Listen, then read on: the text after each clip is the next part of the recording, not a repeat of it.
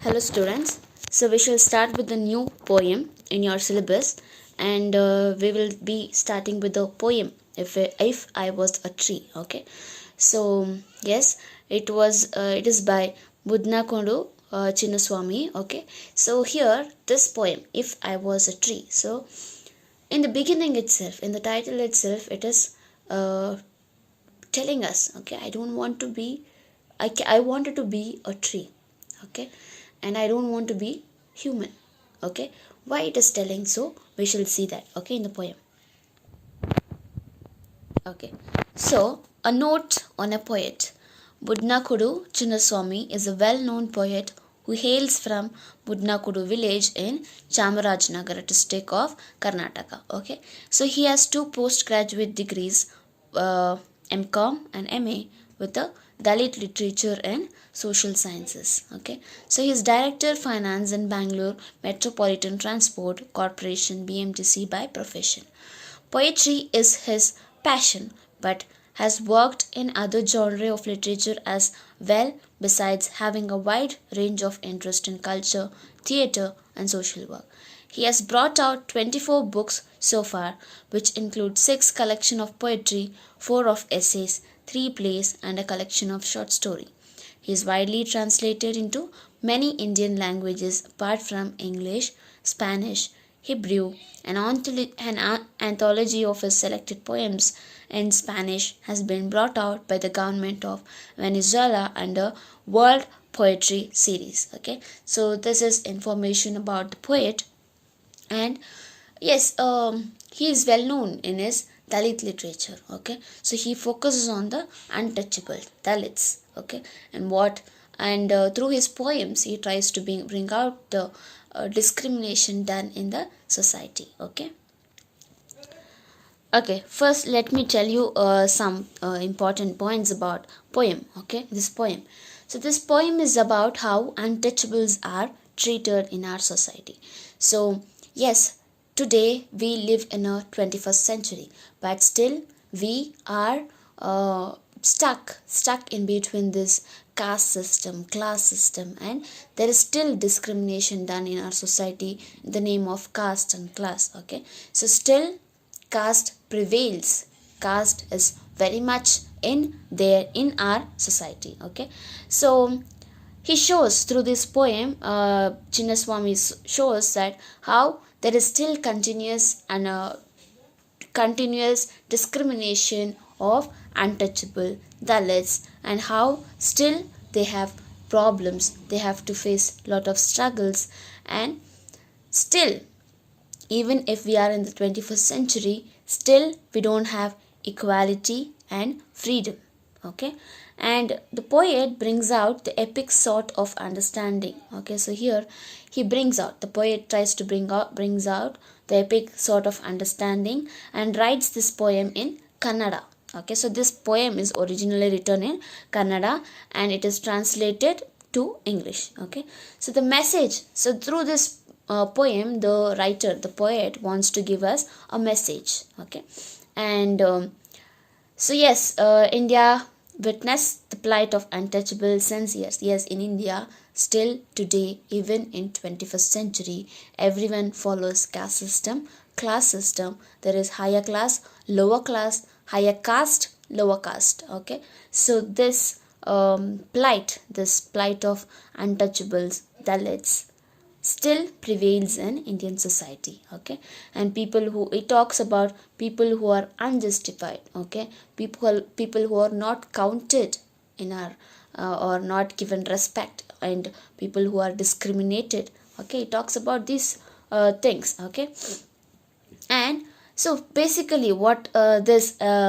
religion, superior class, inferior class. Okay, so who introduced all this? I mean, who brought up all this? Religion, caste, class.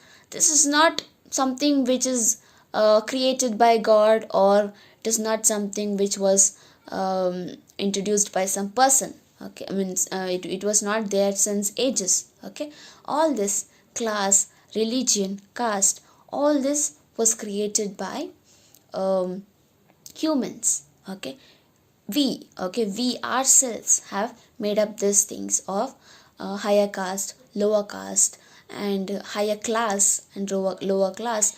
And there are people who we call as untouchables. And yes, so we all know that our still our Indian society is very much backward, okay, very much backward, and especially in the name of caste. Okay, so since we all know that this poem talks about the discrimination done to the lower caste, okay, and it talks about the untouchables, okay, and how they are treated. So, what is the significance of the title? So, we have to start with the significance of the title. If I was a tree, okay, if I was a tree, here the poet he himself prefers to be a tree. Okay, the poet himself prefers to be a tree which is stable, fertile, imbibes nature, and nature is not biased. Okay, so here the poet wants to be a tree. Okay, because tree is always stable. I mean, it is very much stable and fertile. It gives us oxygen, takes carbon dioxide, fresh air, and shadow. Okay, and it also overshadows people, and it is useful in many ways. Okay, trees are useful in many ways, and especially one specific reason why he wants to become tree is tree doesn't discriminate anyone. Okay, tree doesn't discriminate anyone. Okay, and nature is not biased. Okay, like how we humans are always biased. Okay, we have preferences.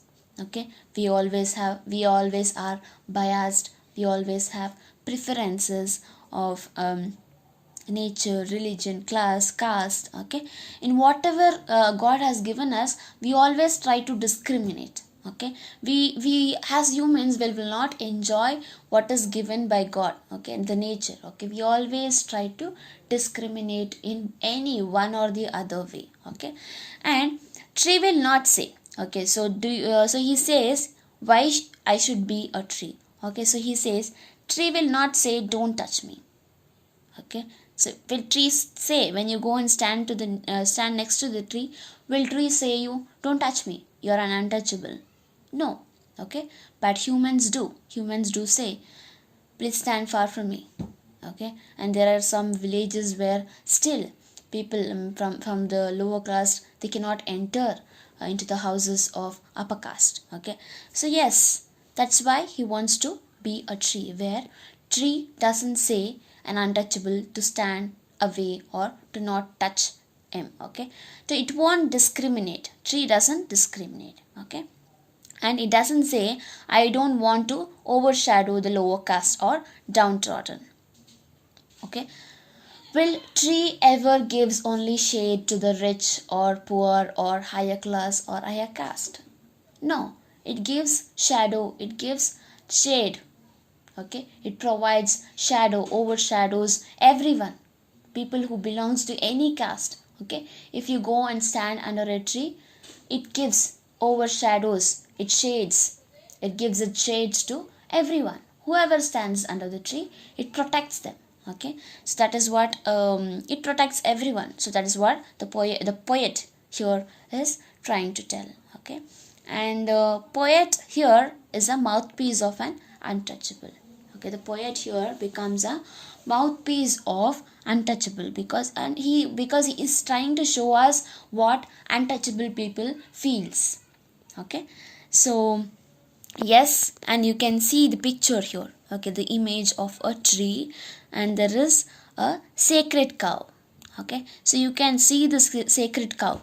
I mean, many of our in a Hindu family, in a Hindu family, they worship cow as sacred. Okay, they worship sacred, and they see cow as a messenger of God. Okay, so this cow, okay, this sacred cow basically has many gods in it. Okay, so it says as a mythology or as a past as a information we all know, as I know, it says that this cow, sacred cow, has 300 gods in him. Okay, 300 gods in the cow, inside her. Okay, so it is basically, yes, even in this cow, so even in this cow there is discrimination. Okay, gods which are here in near the legs. Okay, so there are 300 gods inside this cow, but gods which are all here. Okay, there are gods are all over the cow. Okay, gods are all over the cow, and there is no discrimination here. Okay, there is no discrimination in gods. Then why do you discriminate? Why do people discriminate among themselves? Okay, is what the question asked by the author here. Okay, so yes, even there is no discrimination in sacred cow and the gods, and there is no discrimination done by tree. The discrimination only is present in humans. Okay, we shall stop here.